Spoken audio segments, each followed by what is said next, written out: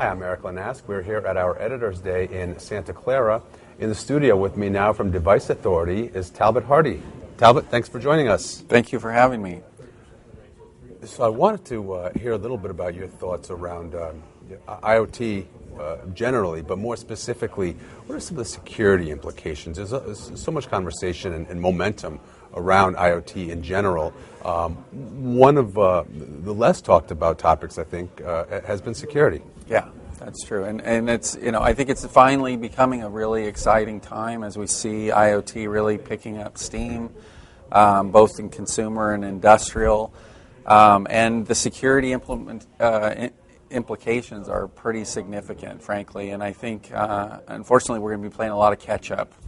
And it's one of the problems that we've recognized and what we're focusing on is that the security posture that is that you need for an IoT application in a lot of ways is fundamentally different than other cybersecurity applications. And that's predominantly because the threat becomes a physical outcome.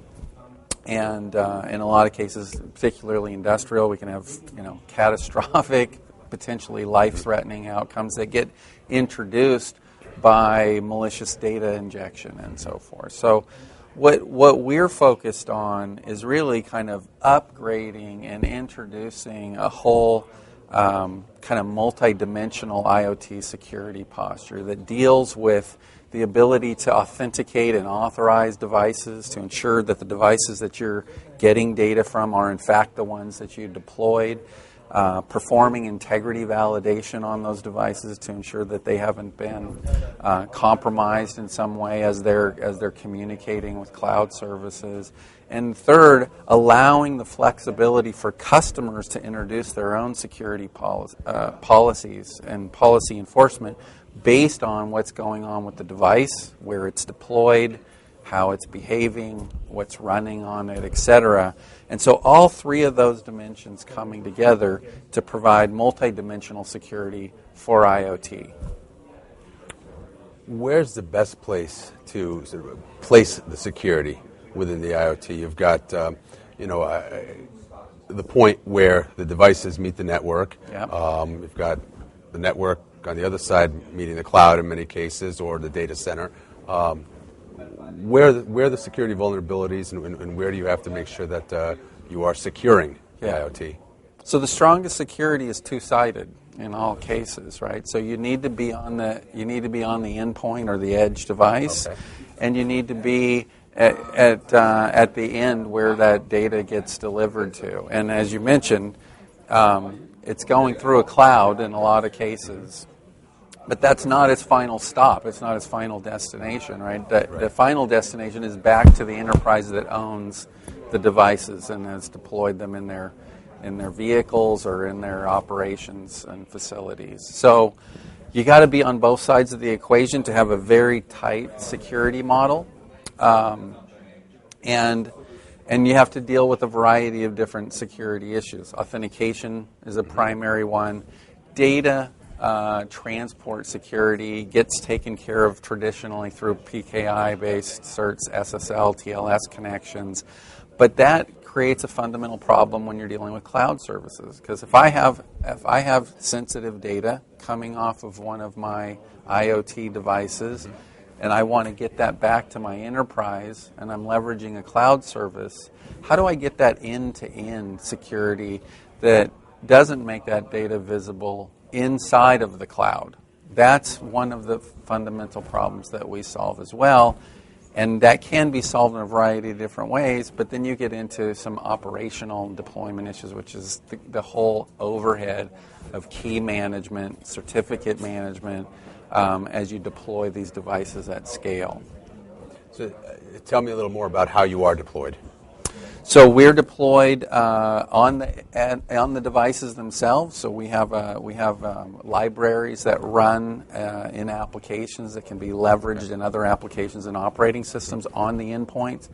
And then we have what we call the D-Factor engine. That engine is a multi-tenant service provider-ready authentication engine that allows you to register those devices, authenticate them, validate integrity, perform policy enforcement on them, and support what we call device-derived crypto, which gets you out of the static key management and deployment that you would need to do that end-to-end data encryption. Who is the customer that you're approaching then? Is it the endpoint manufacturer? Is it the enterprise that's using the data? It's the end customer using the product is going to be that customer, that enterprise customer that wants to have secure data flow from their IoT data collection points all the way through back into their back office applications. That's right.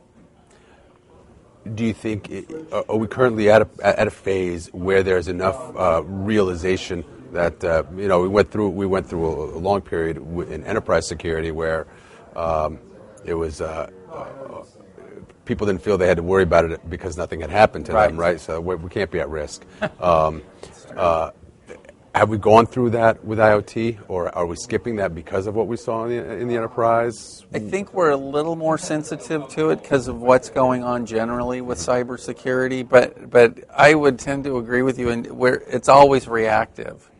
And that's kind of what I was talking about. The difference in being too reactive in this scenario is that the implications are physical outcomes. And so you can't really afford to have the same kind of poo-pooing the security attitude, waiting for the bad day to happen with a data breach. This is potentially data feeding in from a data collection application to a control plane application that's going to take automated actions and outcomes that are going to be very machine-to-machine oriented. So the bar for prevention must be significantly higher for IoT security than it has been for online security in general.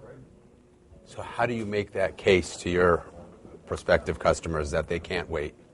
You know what's funny is some of the things that you're seeing in the news are making that case for us, right? When you see the Jeep scenario that was run through and people go, oh my gosh, people can actually affect what's happening while I'm driving a vehicle. Or the news about the guy that was on the airplane and got into the entertainment system and started messing around there.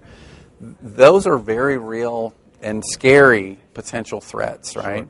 And so the need to restrict the attack surface of these applications and reduce that threat surface is, I think it's appreciated much more than kind of what happens with your online bank account or something like that. Of course, it makes a whole lot of sense. Yeah. So going forward, where do you see your business heading? I see us, we're all about right now developing a very tight and group of partnerships and getting connected in the overall IoT ecosystem to bring our dynamic security solution to the market. So it's really about partnering with the vendors that are making the devices, that are offering the cloud services, so that the customers can ultimately take our security solution and protect themselves. And that's so it's kind of a two-step process for us. It's very participative. It's very partner-oriented, and that's what we're here to do, is to be an enabler for IoT security. And frankly, I think those partnerships help educate the end customers as well. So two steps in one. That's right. Well, Talbot, thank you so much for joining us. It's been a pleasure. Thank you. Appreciate it. Nice meeting you.